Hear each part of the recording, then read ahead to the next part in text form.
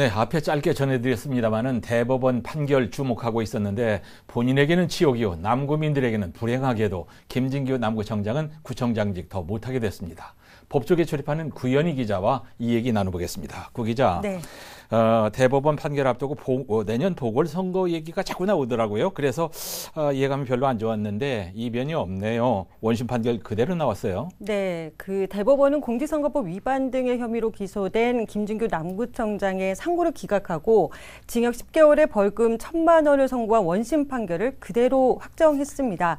그 대법원 제2부는 2018년 6.13 지방선거와 관련해서 김진규 남구청장이 선거운동 관련 금품을 제공하고 선거운동 기간을 위반한 데다 이 공직선거법상 규정되지 않은 방법으로 명함을 교부한 행위, 또 변호사인 김 구청장이 자신의 법무법인 사무실 직원으로 하여금 선거운동을 하게 하고 당선 목적으로 학력에 관한 허위 사실을 공표했다는 공소사실을 유죄로 인정한 원심 판결을 그대로 확정했습니다. 예, 우리한테 학습 효과라는 게 있는데 지금까지 판례 나오는 걸 쭉 보면 1, 2심 판결 나오면은 대법원도 그대로 인정하는 경우를 우리가 많이 봤거든요. 네. 그래서 무죄로 뒤집힐 거라고 예상하는 분들이 그렇게 많지 않았습니다. 그대로 나왔고요. 자, 또 하나 다른 선거법 재판보다 대법원 선고가 이번에 빨리 나왔습니다. 예상보다. 이건 무슨 의미인가요? 네, 그 1심 선고가 지난해 9월 27일에 있었거든요. 네. 2심 선고가 올해 5월 20일에 있었습니다. 그 1심 선고 이후에 대법원 최종 판결까지 총 11개월이 소요된 건데 네. 이 선거법 재판은 1심 선고는 기소 이후에 6개월 이내, 또 2심과 3심 선고는 각각 원심으로부터 3개월 이내 할 것을 권고하고 있는 것을 또 감안하면 이번 대법원 선고가 너무 빨랐다고는 볼 수 없습니다. 아, 그래요? 하지만 말 그대로 이 권고사항일 뿐이니까요. 김진규 남구청장보다 일찍 상고한 김일권 양산시장의 경우는 거의 1년이 돼가도록 이 선고가 내려지지 않고 있습니다.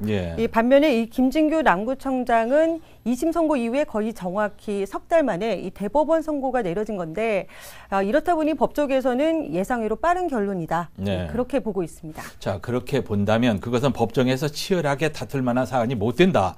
누가 봐도 이거 당선 무효다. 이렇게 해석할 수 있습니까? 예, 그 김진규 구청장이 그 1심, 2심에서 모두 이 변호사법 위반 혐의는 일부 인정하지만 이 선거법 관련해서는 이 무죄를 주장을 했었거든요. 그런데 대법원은 이 원심의 법리 해석에 전혀 문제가 없다고 판단을 했습니다. 예, 당선 무효형이 확정이 되고 김진규 남구청장 어떤 입장을 냈습니까? 네, 그 점심 식사를 하러 가기 전에 이 기자들에게 직접 입장을 밝혔는데요. 그 이후에 간부 공무원들과의 회의를 끝으로 청사를 떠났습니다. 네, 직접 영상으로 보시죠. 오늘부로 이제 떠나지만 항상 남구는 주민들이 또 지켜줄 것이고 또 주민들이 이끌어갈 거라고 생각합니다. 무리하게 재판을 끈 적이 단 한 번도 없습니다. 오히려 제가 항소심에서도 요구한 제대로 된 심리 같은 부분에 대해서는 오히려 제가 불만이 조금 있죠. 예, 이제 김진규 남구청장 본인은 대법원 선고를 최대한 끌어보려고 두 가지 액션을 취했죠. 선고 기일을 연기해달라고 요청을 했고 또 위헌 법률 심판도 제청을 하고 그랬잖아요. 이렇게 빨리 나올 줄 정말 미처 몰랐던 것 같아요. 네, 그 제가 대법원 선고기일이 정해진 이후에 직접 김진규 남구청장과 통화를 했었습니다. 네. 본인도 대법원 선고기일이 이렇게 일찍 잡힐 줄 몰랐다고 하더라고요. 그 김진규 남구청장 측은 이 대법원에 이 선고기일이 이렇게 빨리 잡힐 줄 몰랐다. 미처 제출하지 못한 보완 서류가 있다면서 이 선고기일 연기를 요청했었습니다. 또 본인에게 적용된 이 주된 혐의 중 하나인 이 선거운동 기간을 위반한 것과 또 허위 학력 기재 관련해서는 위헌 소지가 있을 수 있다. 이러면서 이 선고를 사흘 앞두고 대법원 재판부에 그 위헌 법률 심판 제청까지 했었는데요. 하지만 결국 재판부가 이를 인용하지 않았습니다. 네, 이분은 이제 좋은 직업을 갖고 있습니다. 구청장 되기 전에 변호사였잖아요. 그러면 구청장은 날아갔지만 변호사는 할 수 있습니까?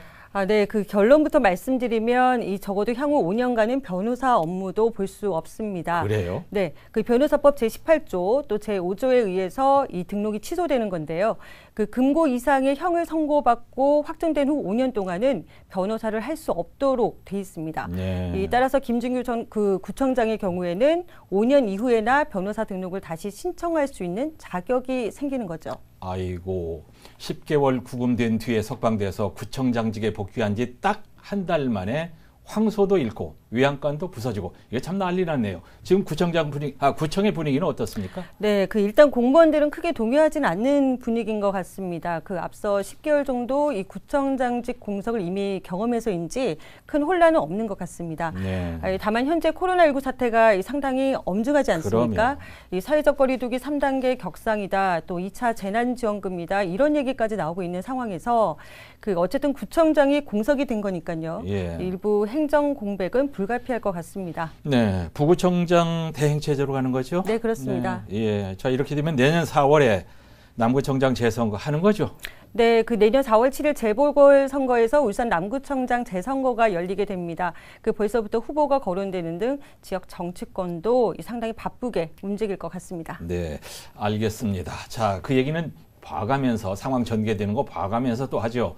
구현희 기자와 함께 김진규 남구청장 대법원 판결과 관련해서 얘기 나눴습니다. 수고했습니다.